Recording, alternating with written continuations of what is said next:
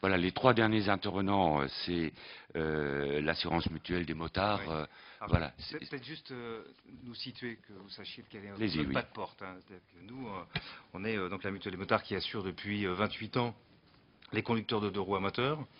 Et c'est dans ce but qu'elle a été créée par ses utilisateurs eux-mêmes, puisque 40 000 membres fondateurs. Et nous Parlez sommes bien dans le micro, monsieur, aussi. Et nous sommes une entreprise. Et nous sommes une entreprise mutualiste, c'est-à-dire que nous sommes une entreprise sans but lucratif. Le seul intérêt, c'est la protection des adhérents et par extension de tous ceux qui pratiquent le deux roues à moteur. À titre indicatif, en 28 ans d'existence, la mutuelle des motards a été amenée à gérer plus de 220 000 accidents. Donc on a une petite connaissance et c'est aussi pour vous parler sur la base de de cette expérience que j'en viendrai à un des points qui a été à peine effleuré tout à l'heure concernant la responsabilité. C'est-à-dire que Pierre Van Esland l'a évoqué. Nous, on sait que globalement, les accidents seuls représentent moins de 20% des accidents. Donc, plus de 80% des accidents ont lieu avec un tiers. Et lorsqu'il y a un accident d'un deux roues à moteur avec un tiers, un véhicule léger, eh bien, dans 2 cas sur 3, le conducteur de deux roues, il n'est pas responsable. Il est victime. Et ce qui m'amène à vous parler d'un autre élément qui est aussi un retour d'expérience d'un assureur de conducteurs de roues à moteur, ce que nous pouvons porter à votre connaissance, c'est que dans les accidents entre automobilistes et un deux roues à moteur, la fréquence baisse de moitié lorsque l'automobiliste a reçu une formation et a obtenu le permis moto. Cela recoupe donc tous les travaux actuels sur les problèmes de détectabilité des deux roues à moteur, qui étaient évoqués par Pierre Van Esland. Le nombre d'accidents avec les deux roues à moteur varie du simple au double si l'automobiliste a été sensibilisé aux spécificités du risque de roue et s'il a appris donc à les détecter, à les identifier et surtout à les détecter. Mais là, bon, je pense que je peux vous renvoyer aux travaux de l'IFSTAR sur les accidents qui démontrent que, bien évidemment, le manque d'attention des automobilistes vis-à-vis des deux roues à moteur, couplé à la difficulté d'intégrer les deux roues dans la prise d'information, est un élément important. Tout à l'heure, le député Banest a posé une question, a signalé que, pour lui, le risque principal, était essentiellement dû au manque de protection. Et nous pensons que le risque principal pour les conducteurs de roues à moteur, quel qu'il soit, il n'est pas là. Il est avant tout dû au comportement et il est dans la responsabilisation. Et ce sera le sens des propositions que je vais rapidement évoquer. Première proposition que nous faisons, c'est la création d'un continuum, d'un véritable continuum éducatif, et ce dès le plus jeune âge, parce que pour que lorsqu'on arrive à l'âge de conduire un cyclo sans aucune formation, aucune expérience, à un moment où on est en recherche de ses limites, de l'affirmation de soi, eh bien, si on n'a pas eu des messages de fond, notamment à l'école, mais pas que, également en associant toutes les organisations, toutes les associations qui sont parties prenantes et intéressées pour l'amélioration de la sécurité routière. Donc un véritable continuum éducatif. Le deuxième Pardon de vous proposition... interrompre, Monsieur le Président, mais pour le post-permis, qui financerait? Je ne parle pas du post-permis, là, je parle du continuum, donc ça peut commencer oui, dès l'école par maternelle. définition, ça veut dire qu'on continue depuis le début dès jusqu'à l'école la fin. maternelle. Et un certain nombre tout à l'heure, j'ai signalé que je faisais partie, la mutuelle des motards faisait partie du GEMA, qui est le syndicat professionnel des mutuelles d'assurance. Donc ce sont deux roues à moteur sur 3 assurés. Vous assurez quel pourcentage de motards à peu près? 2 sur 3, ou 6 sur 10 si vous voulez. 6 sur 10. De conducteurs de deux roues.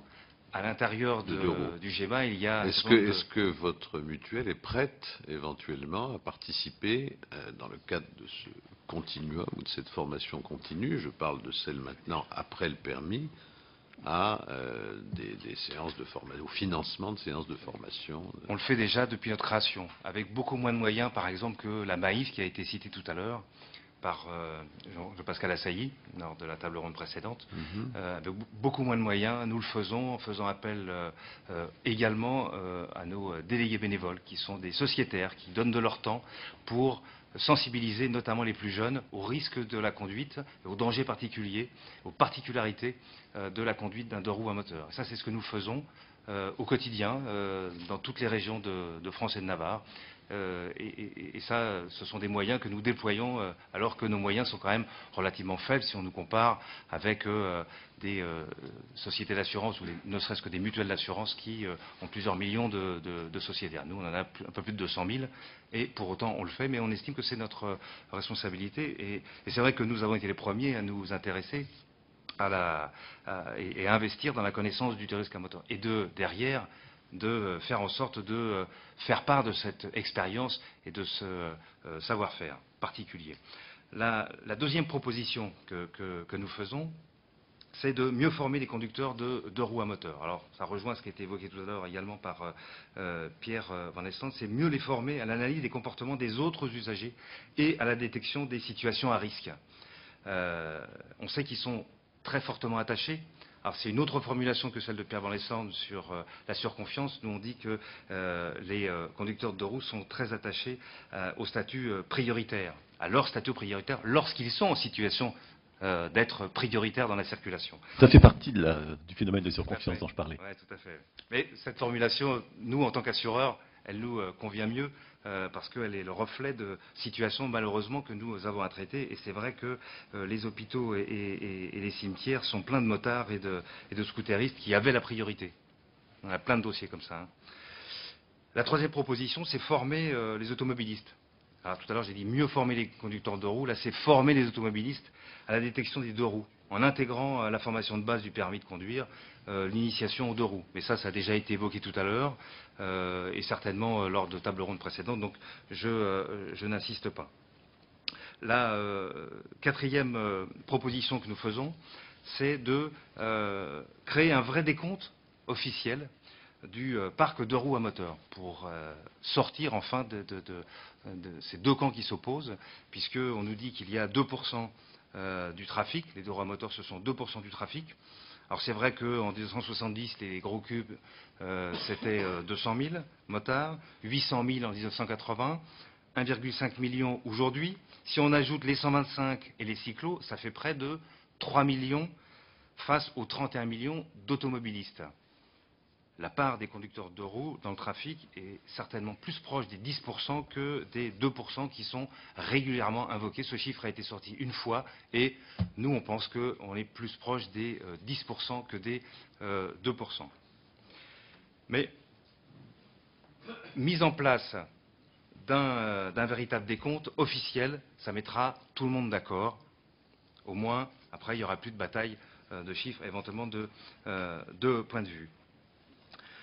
Une autre proposition, la cinquième proposition, qui est d'assurer un réel suivi pédagogique des auto- et des moto-écoles. Aujourd'hui, on aboutit à des boîtes à permis. Alors c'est normal, c'est ce que recherche le candidat et c'est ce que vend l'auto ou la moto-école, et notamment dans le cadre d'un modèle économique qui est basé sur le nombre. Donc on n'apprend pas à conduire, on apprend surtout à passer le permis, ce qui est déjà pas mal. Mais c'est nécessaire, mais pas suffisant. Et deux chiffres. Le taux de réussite est de 80% en moto contre 50% en auto, au permis. Et le résultat sur Paris, ce sont des chiffres qui sont fournis par la préfecture, des chiffres officiels, 30% des motards tués dans la capitale, alors des chiffres qui sont assez anciens, qui mériteraient d'être actualisés, qui date de 2003, ils avaient leur permis depuis moins d'un mois. Et la proportion, elle montait à 60% pour ceux qui le détenaient depuis moins d'un an. Donc effectivement, il y a certainement des choses à faire de ce côté-là. Sixième proposition, créer l'équité entre les usagers. Alors je pense que ça va rejoindre ce qui a été évoqué par un certain nombre de mes collègues motards tout à l'heure, c'est qu'une des mesures qui était annoncée lors du CISR du 11 mai portait sur l'obligation pour un conducteur de deux roues à moteur de suivre une formation s'il n'avait pas conduit depuis 5 ans. Pourquoi pas, si c'est nécessaire? Mais pourquoi ne pas faire la même chose avec les automobilistes? Qu'est-ce qu'il y aurait de particulier concernant les conducteurs de deux roues qui ne concernerait pas les automobilistes qui partagent le même environnement routier, qui sont soumis aux mêmes difficultés de partage de la route? Et enfin, dernière proposition, pour le moment, prendre en compte la fragilité des deux roues à moteur dans l'infrastructure. Ça a été évoqué.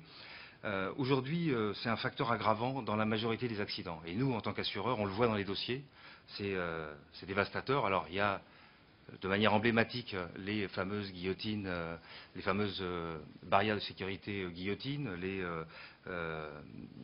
ralentisseurs, les peintures pas adaptées. En intégrant la sécurité des roues à moteur dans le cahier des charges obligatoire de tout nouvel équipement ou mobilier urbain, là, il y aurait une vraie piste d'amélioration, un vrai gisement en matière de sécurité routière. Et selon les expériences qui ont été menées par des collectivités locales, comme le département de l'Hérault. C'est là où il y a le siège de la mutuelle, donc effectivement, on n'y est pas pour rien, on a un peu participé, on a insisté pour que cette expérience ait lieu.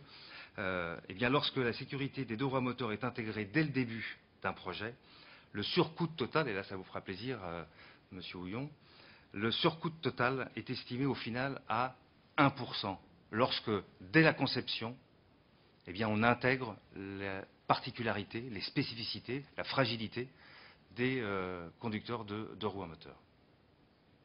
Voilà, je vous remercie. Donc, vous étiez à cette proposition-là. C'est cela. Voilà. Écoutez, est-ce que je peux juste citer oui. un chiffre pour un peu fixer les esprits? On parlait de vitesse, etc. Et ça, les motards, ils en ont conscience. Et les vendeurs d'équipements, ils en ont conscience. Alors nous, assureurs, on en a conscience et on fait beaucoup d'informations là-dessus. 27 km/h, le chiffre en question. Pour un automobiliste, jusqu'à 30 km/h, la probabilité d'être tué dans un choc frontal, elle est quasi nulle. 0% de risque chez ceux qui portent la ceinture et 0,1% chez les non ceinturés.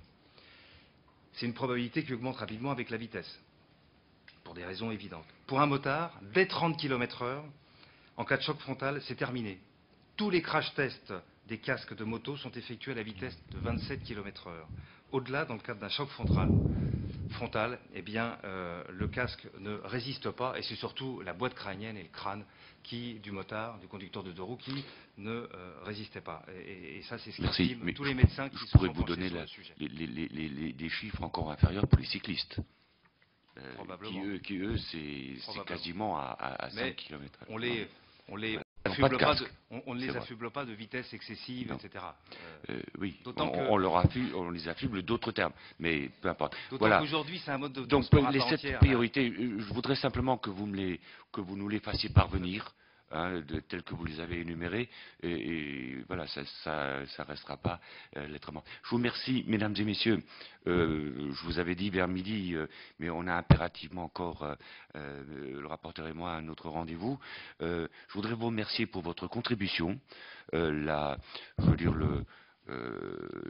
loyauté et la franchise des propos des uns et des autres. Je voudrais vous remercier pour cette expertise dont on tiendra le plus grand compte. Je vous remercie, mesdames et messieurs, et je crois que dans d'autres ateliers, on aura encore l'occasion de se retrouver. Merci à vous tous.